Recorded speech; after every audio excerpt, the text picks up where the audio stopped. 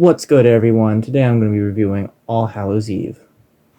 After a long night of trick-or-treating, two kids find a VHS tape mysteriously placed in their bag of candy. They decide to pop it in the TV, and thus we have our horror anthology movie. Now, I decided to review this movie as part of a Terrifier review series, and this is actually the first appearance of Art the Clown from the Terrifier movies. He actually came out in a short film released in 2011 that was popped into this horror anthology, and he was sort of made the star of it. So it definitely intrigued me off of that premise alone, and while not as good as Terrifier, I did enjoy it. Certainly I did enjoy it. And Art the Clown is easily the best part of this. However, he is not played by David Howard Thornton, which he normally is in his own movies. This time he's played by Mike Gianelli, and honestly, he does just as good as David Howard Thornton, in my opinion. Or maybe just almost as good, but really close. He's pretty. The same high praise cannot be given to the rest of the acting in this movie. It is a very low budget movie, and we get very untalented actors as a result. Now, the two kids are not very bad in this movie at all for child actors in a low budget movie like this. They actually do all right. They're bearable. The standout actor besides Mike Gianelli would have to be Katie Maguire, who does appear in the other two Terrifier movies, but as a different character. Alright, seeing as this is an anthology horror movie, I decided to talk about each short film individually. So let's start off with the first one, that being The Ninth Circle. This one is obviously the cheapest of the stories.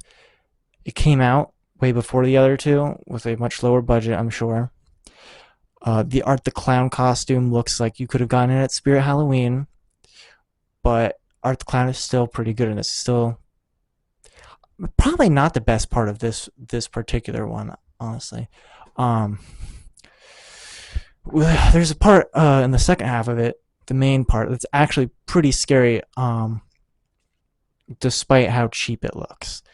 Where there is a cult of cultists torturing and killing people, and the characters just kind of have cheap looking masks on, but the way it's shot and lit, and the fact that the masks aren't that bad, it just creates an atmosphere, and it's quite scary. The gore here is good, the kills are good, of course.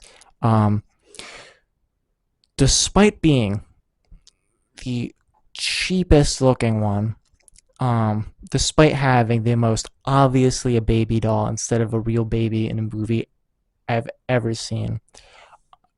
The kill where they cut open a pregnant woman, rip out the baby, it got me.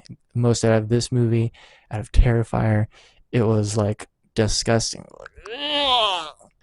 Even though it's just like a baby doll has like red goo on it. It was disgusting just because of the subject matter and how horrible that is to do. But overall, this first short was a strong start. I quite enjoyed it. I can't, unfortunately, go nearly as positive on the second short. It's pretty bad.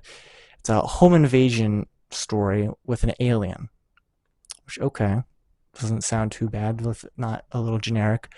And props to the actor for being completely alone and doing a pretty solid job without anyone else to play off of.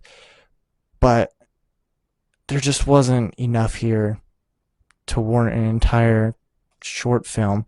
And the alien, he looks pretty cool, I'll give it that, but he moves around like a cartoon character. It looks so goofy, and it just can't take it seriously. And ultimately, it's just the alien and the girl walking around the house until the alien drags her away and kills her off screen.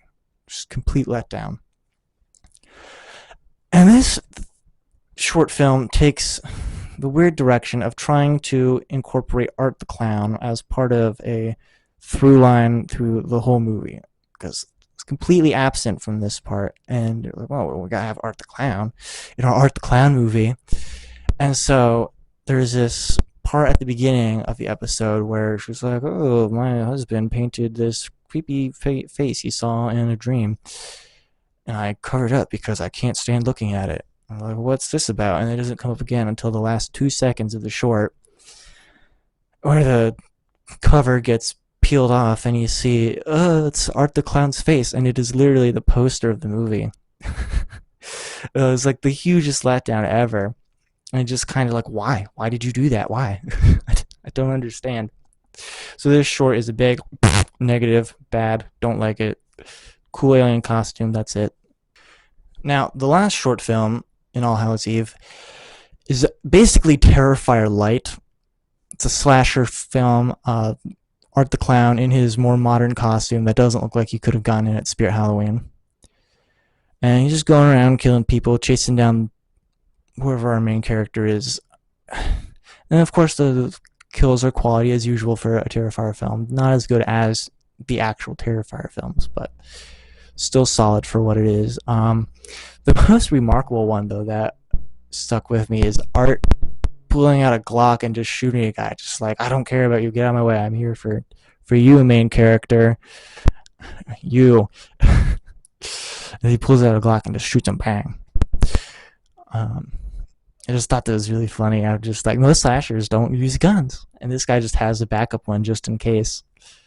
And of course, the ending left a huge impact. How the girl wakes up in an unfamiliar location with no limbs and just a gross mass of flesh, and she can't scream. Her mouth's covered with her own skin.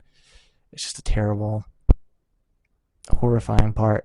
With Art the Clown just like standing over her laughing like he does. As for the parts in the real world, they were fine. It just, at the beginning, it started cutting from the short films to the real world because they're watching them on a TV and you're showing the reactions. And they do it way too much in the beginning. I think they realized their mistake partway through, and they do it way less in the second half of the movie. And there are parts in the middle of the movie where they're like, "Oh, there's a evil alien coming through the TV into real life to hurt the kids or whatever," and then it goes nowhere. There's not really an alien there. Nothing happens.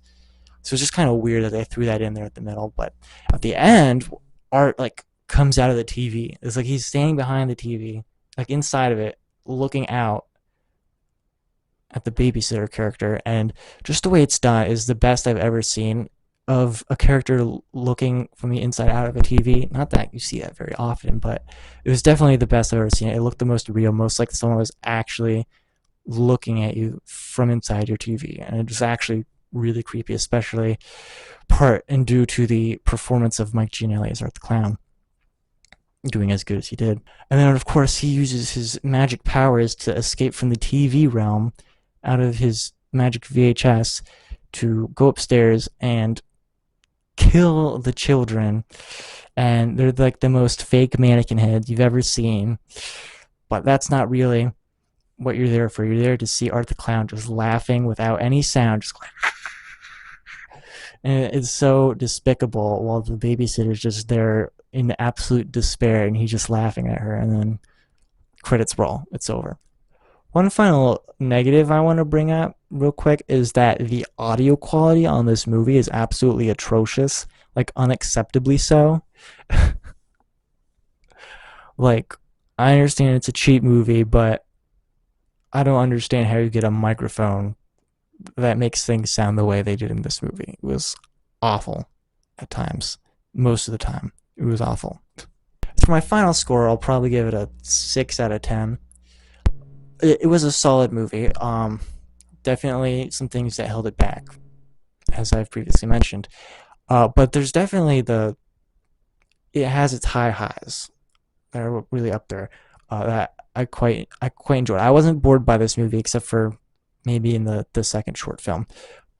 But it's definitely worth seeing if you're a Terrifier fan and didn't even know this existed. It's enjoyable enough. Just go check it out on Tubi. It's on Tubi. It's a Tubi movie. It's fine. Well, that's all I got for All Hallows Eve. Thanks for watching.